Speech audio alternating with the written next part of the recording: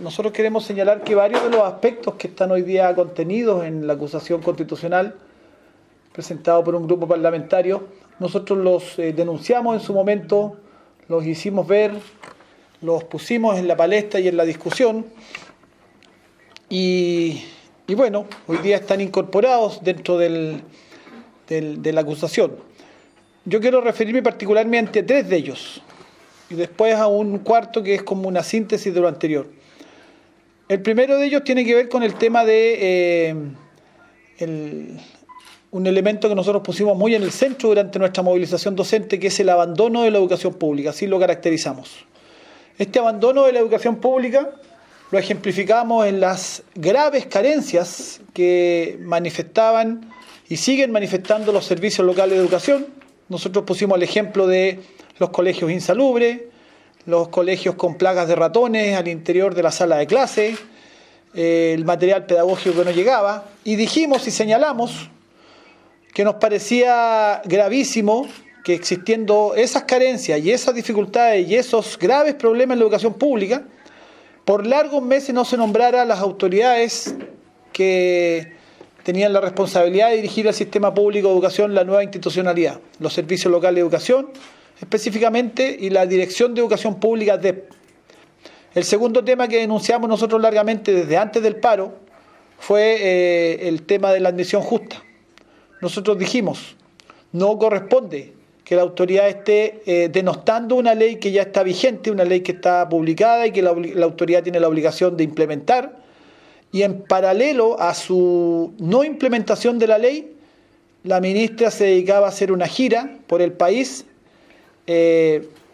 descalificando la ley y la normativa, desprestigiándola, haciendo antipropaganda,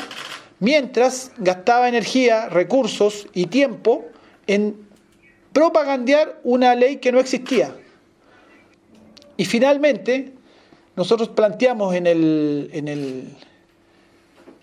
durante el paro y la movilización el tema de las educadoras diferenciales y de párvulos y la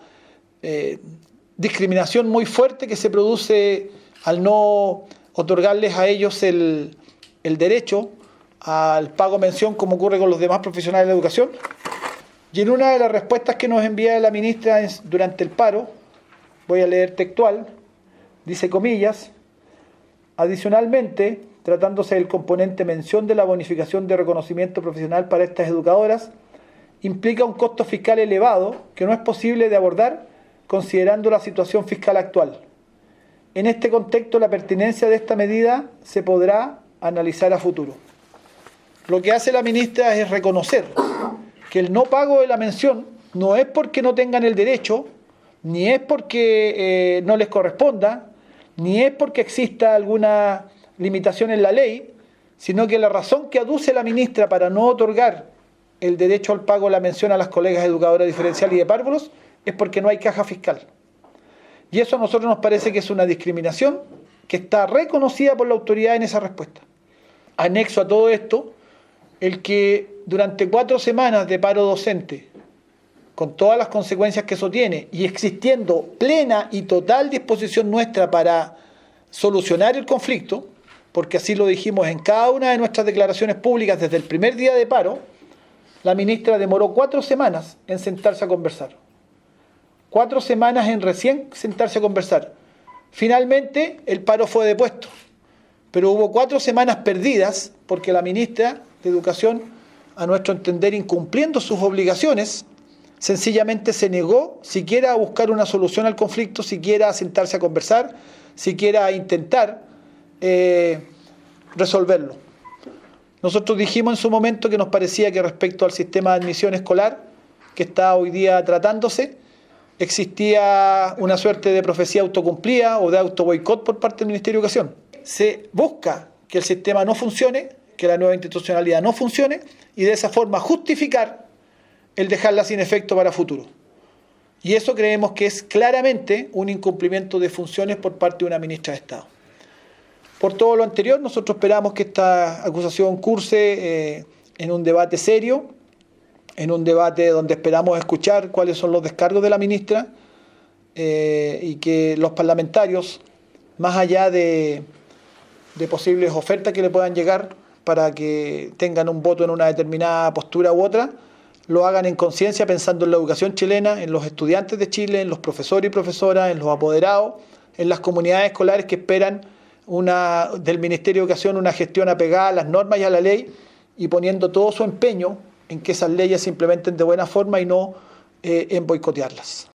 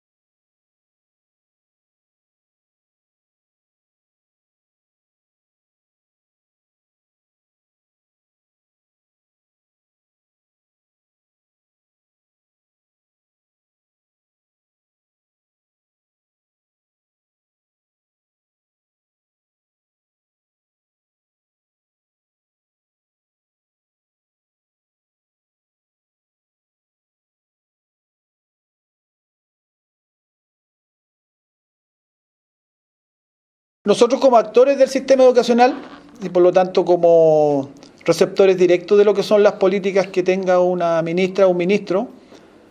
podemos señalar todos los argumentos que yo he puesto, en donde nos hemos visto afectados por las omisiones de la ministra. Cuando, insisto en el ejemplo, cuando se estaba implementando el sistema de nueva institucionalidad de la educación pública, la ministra, en vez de implementarlo, en vez de nombrar las autoridades, en vez de tomar medidas para resolver los graves problemas que ya estaban siendo denunciados, ella estaba haciendo gira por el país difundiendo una ley que no existía y no cumpliendo la ley que sí existía. Por lo tanto, un ministro de Estado tiene como principal obligación el cumplimiento de la Constitución y las leyes. Y eso es lo que no se apreció durante toda esta etapa y en estos temas que yo he denunciado. También quería saber tu balance de la manifestación del día de hoy, de lo que ocurrió hoy en Alameda. Sí. Nosotros hoy día asistimos a una situación de una manifestación absolutamente pacífica como la que estábamos haciendo nosotros los convocantes, y que consistía en caminar por la vereda desde Plaza Italia hacia el centro. Yo estaba en ese punto, había otra gente que estaba en otros puntos de la ciudad y se nos impidió transitar por la vereda. A mí me parece insólito y es primera vez que yo veo eso. En muchos años de manifestaciones no veía algo así desde los tiempos de la dictadura de Pinochet, en donde yo era un joven estudiante en su época más dura, y cuando nos queríamos manifestar así, pero las manifestaciones más básicas, se nos reprimía duramente. Lo que apreciamos hoy día fue algo parecido. Yo venía caminando por la vereda junto a otra gente, por la vereda, caminando, no haciendo absolutamente nada adicional a eso,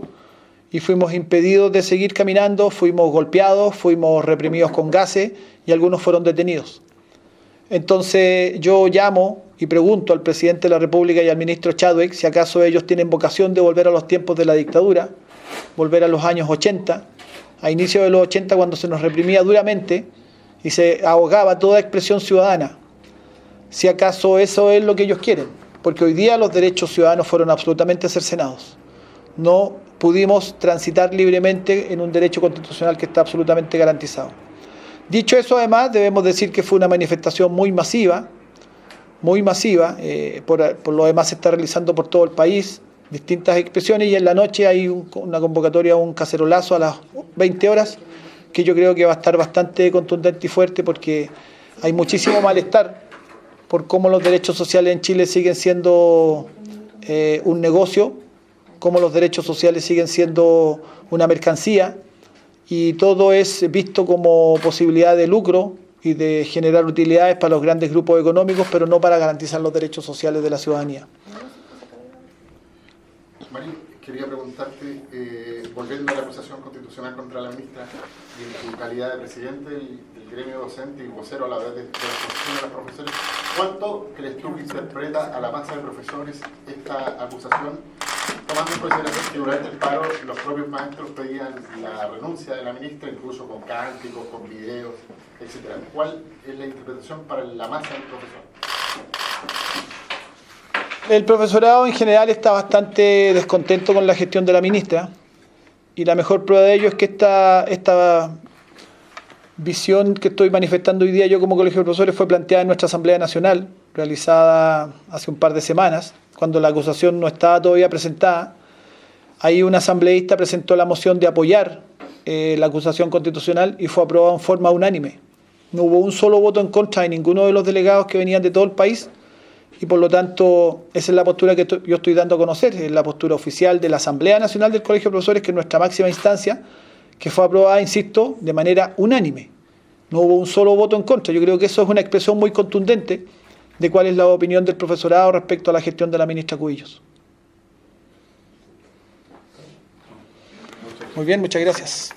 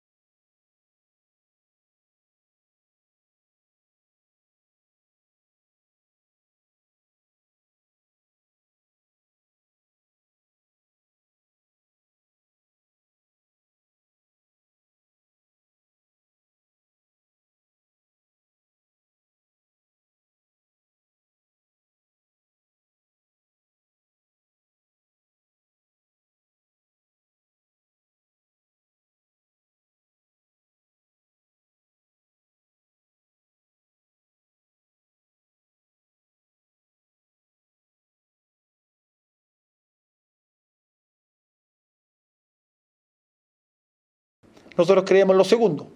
Nosotros creemos que independiente de lo que piense una autoridad respecto a una ley, independiente de lo que piense la autoridad respecto a gestiones que se hayan o políticas que se hayan aprobado en gestiones anteriores, su obligación es aplicar esas normas y no boicotear esas normas.